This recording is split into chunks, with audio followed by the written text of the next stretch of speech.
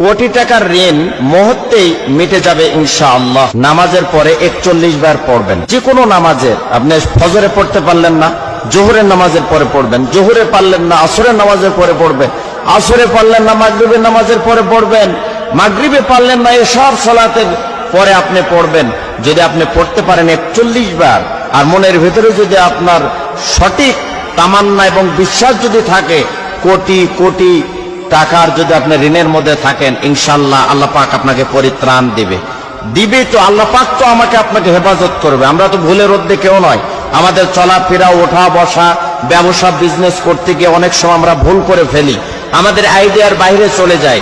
আমরা মনে করি ব্যবসা ক্ষেত্রে যদি এত টাকা ইনভেস্ট করি তাহলে মনে হয় যে আমি লাভবান হতে পারবো, কিন্তু আপনার আয়ত্তের চাইতে আপনি লক্ষ লক্ষ টাকা, কোটি কোটি টাকা সেখানে ইনভেস্ট করলেন, এবং বেশি টাকা আপনি সেখানে ইনভেস্ট করার কারণে কোনো কারণে আপনার ব্যবসায় লস হলো, আপনি সেখানে পারলেন না।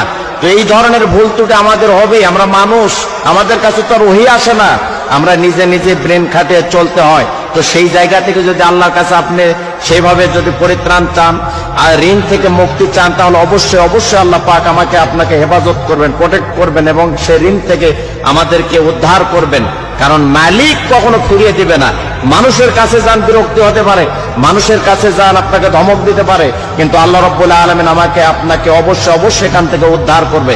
আমি যে নিয়মে বলবো এই নিয়মে যদি আপনি আমল করেন, ইনশাআল্লাহ কোটি টাকার ঋণের মধ্যে জর্জরিত থাকলে, বিপদে থাকলে, মুসিবতে থাকলে, উৎকণ্ঠার মধ্যে থাকলে, পেরেশানির মধ্যে যদি আপনি থাকি, অবশ্যই আল্লাহ রাব্বুল আলামিন আমাদেরকে হেফাজত করবেনই। তবে আমলের মধ্যে ভুল করা যাবে না। খুব মনোযোগ দিয়ে শোনার চেষ্টা করুন।